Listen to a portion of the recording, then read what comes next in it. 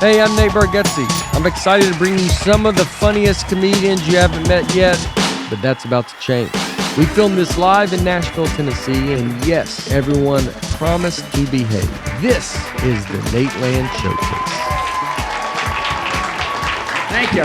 Good to see you guys. This is awesome. I'm thrilled to be here, but I'm going to be honest with you, I'm a mess. I just got problems. Let me explain.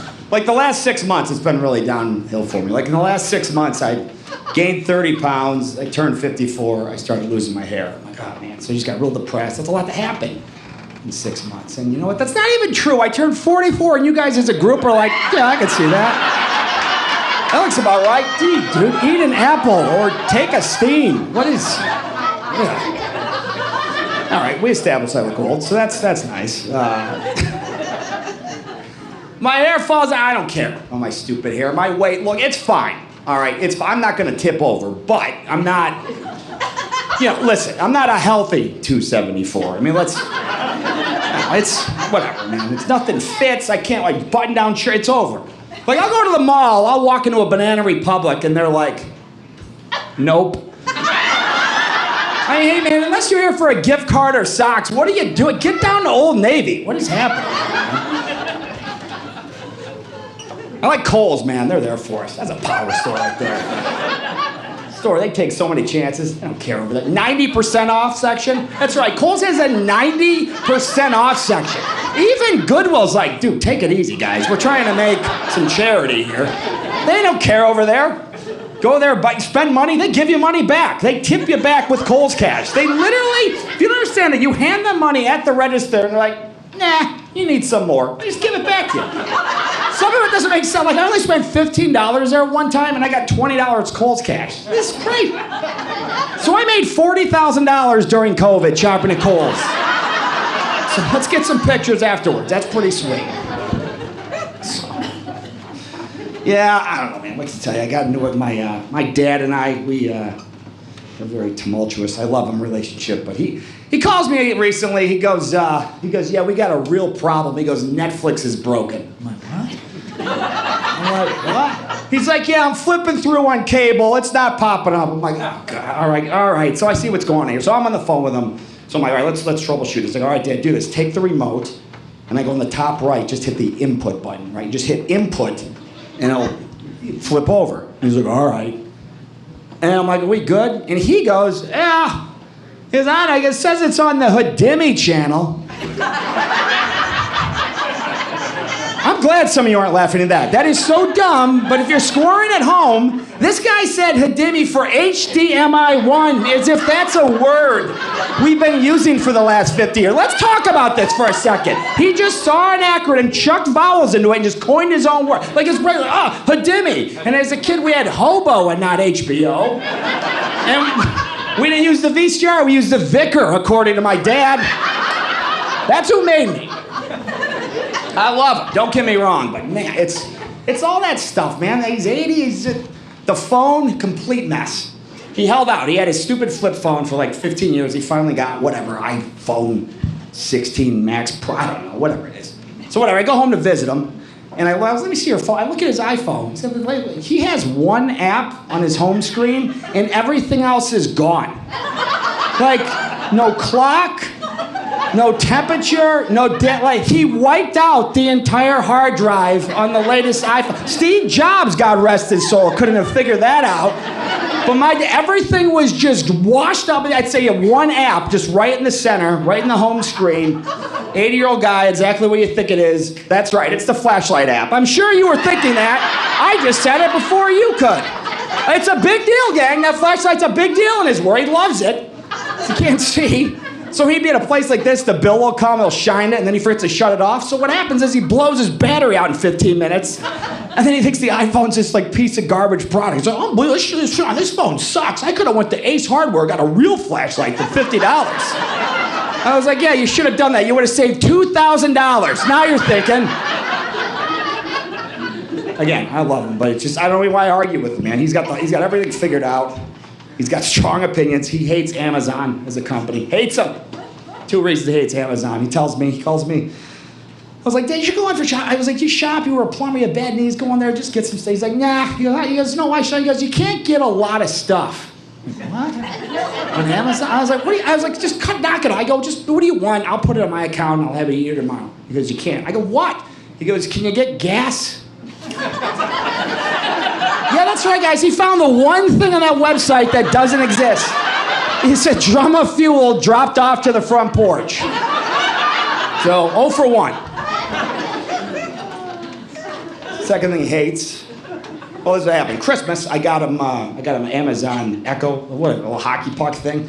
I'm like, this is beautiful. He's been screaming at me for 40 years. He can start yelling at this thing. I was like, fair enough. It was a nice gift, so he opens up. Oh, great. He's all excited. He dives in. He's like, what is it?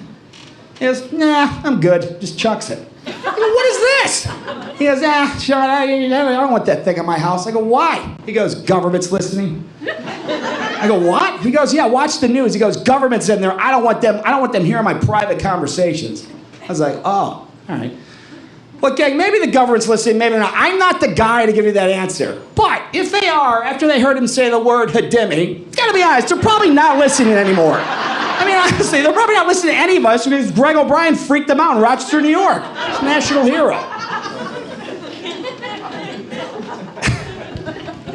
He's all right, though, man. I love him. He does have this thing with, he's got some OCD when it comes to, he loves this thing. I go with him to fill up his van, and he, when he gets gas, he has this thing, when you fill up the tank, the pump clicks, and you're done. He can't take it. The price has got to be a whole number, like what the amount. He can't have any change on the pump. I don't know what happens. I'm with him. The pump, it fills up, it clicks at 7203, and he goes, that's not going to work. I'm like, what? I go, and he's doing it. He goes, sure, he goes, top it off. He's doing that little penny click, that little he's just locked in. 80-year-old guy, he's like, he missed. We're at like 73-40. I was like, Dad, get out of here, no more gas. He's like, don't talk down to me. He's just and he got it. He did. He got 74 flush. He did. Notice he got another $1.87 all over the ground. It was amazing. Yeah, it was worth it, guys. We were about one lit cigarette away from making Rochester, New York look like downtown Fallujah. So thanks for risking my life. He's all right, though. I love him. I say, maybe I am a mess. I take pills. Lots of them, not the fun ones. You take all those pills that you see at national ads. People are doing line dancing and I don't know, the foxtrot in Australia for some reason. For some reason, I don't know. I'm gonna learn skydiving because I'm on Jardians. I don't get it, but whatever, book it. Yeah, I have poor diet. I crush Prilosec. That's my favorite pill. Just love it. I've been taking Prilosec 30 years. That's a game changer. It is. It's Prilosec, let me tell you, man, that's a heartburn pill. That was a big deal, man. People used to steal that. 15 years ago, it was a real thing. There was an epidemic of people stealing Prilosec, to which pharmacies had to lock it up. True story. Pharmacies would lock it up in a cage. Walgreens, they'd lock it up, and you'd have to hit a buzzer, to page a manager to come over and open the cage. Fine, fair enough. But when you did that, this was the announcements Walgreens went with to open the cage. You'd hear this. Customer assistance is needed in the antacid and the diarrhea department. That's nice. Yeah, what are we for? The diarrhea department. HR department. You couldn't just say aisle 3. You had to rat me out for a problem I'm not here for me? By the way, look at me. I'm built like Jell-O, so people are already suspicious. That guy's probably a Pepto guy. I love Walgreens. I just say I love them, man. I mean, I need them, but I'm not thrilled to be there. Their slogan, here's what their slogan, they call themselves on the corner of happy and healthy. We're not. We never have been. Let's talk this through. That's why we're in Walgreens, because we're in 9 of those positions right now. Let's just tell the truth. I was in there last, Tuesday, 9 p.m., picking up Xanax, which we haven't talked about. Getting Ben & Jerry's because it's 2 for $6. Just call it what it really is. Just say, Walgreens, on the corner of fat and lonely. Just say it. If they said that, another $1 billion a year. Just a mess. But good for Walgreens, whoever started that, they made all this money. I'm a good guy. I'm just a lazy. I don't know, I gotta work 20 minutes tonight. I'll be honest, I'm losing steam. I'm fading fast. That's how some people worked 40 hours a week this week. It's all good though. But there is problems. You can have a lazy day, right? Fair enough. You have one, but how bad does it get? Like, you're on the couch, you knock the remote over, you're like, well, it looks like I'm watching Animal Planet for the next 30 years. Is that even going to get up? Roll my L5. No, I got it good, though, man. I got an amazing girlfriend. I love her to death. Got an amazing dog. I love him more. I do. I don't care. Whatever. Look. Doesn't matter. She's not here. It's fine. Here, let me just tell you, this is at the height of COVID. I'm out of work, so I live in St. Louis, and I'm like, well, let's just pop it. Let's go to the Humane Society just to look. Like, I don't know. I just look. So I just walk in. I go to the counter, and the woman goes, can I help you? I go, I just want to look at a dog. She goes, oh, great. She goes, at this location, you can only get up to 5. I'm like, what? Up to 5? I didn't say I wanted to sign up for the Iditarod. What are you talking? Who is getting 6? Let's put them in the jail. What are you talking about? I go, no, I don't want 5. I just, whatever you got, go in the back. So she comes out with this 20-pound whatever, and he zooms right up to me. He's jumping on my legs, wagging his tail, and he's all excited. I'm like, this is great. 2 minutes. I literally go, book it. I'll take, yep, 1 pre-owned dog to go, please. Box him up. What? I don't know. I don't know how it works. Well, here's how it works. I'll tell you how it works. You pay $100, you sign 3 papers, done. I pay $100, sign, leash in hand, that's it. He's in the car, I have ADD, I'm not focused. I'm literally looking at him in my car. I'm like, oh no. I'm like, what is this thing? It was a listing. So I go back and I go, hey, what's my guy? She goes, yeah, I told her. She goes, that's Gus. She goes, yeah, that's the English Mastiff / Great Dane. Oh, okay. Is that what it is? Yeah, like, you could have just said giraffe. Like, you don't have to get all fancy with his Mastiff Dane lingo, or his parents the Thundercats. Put that on the resume next time and I'll pay attention. So, I'm just doing the math and I'm like, Mastiff Dane, I don't even know that's legal in this country. No dice. I gave him back. I was like, yeah, we rescue him. I'm out. She's like, what? She said, you're giving him? I was like, yeah, did you hear what you just said? She goes, yeah. I go, well, my application says I live in apartment D, not Yellowstone National Park, so where do I store the thing? Does he come with a barn? Maybe I take him to Wyoming every month. Just let him run the border. No dice. She just keeps pushing. She's like, no, he's a mix. Mixes, they don't get that big. Who are you, a used car salesperson? Yes, he's mixed with buffalo. Yeah, they get that big. I'm out. But the thing is, I'm soft. She's like, come on, Mr. O'Brien, please. She's like, we're max capacity here with the dogs. She loves you. And I'm like, fine, just give me the dog. I'll take him. So I took him. They had 6 years. I got him. I think he was a year old. He was 29 pounds. And today he's 178 pounds. Yeah, that's normal. Yeah, he's just a mix. Literally looks like he ate himself 9 times. It's unbelievable. Real fat head. Looks like Barry Bonds 15 years ago. Probably a little... One of those deals. But he's adorable, man. He's gentle, he's calm. Here's where you come over, you meet him, you just give him a treat. You give him a treat. If you don't worry, he's fine. He'll just eat my couch or my blinds or anything else. Yeah, he just eats everything, and it's a real problem because, like, my buddy, I complain about, how do we even stop eating stuff? My buddy's like, you idiot, why don't you crate him?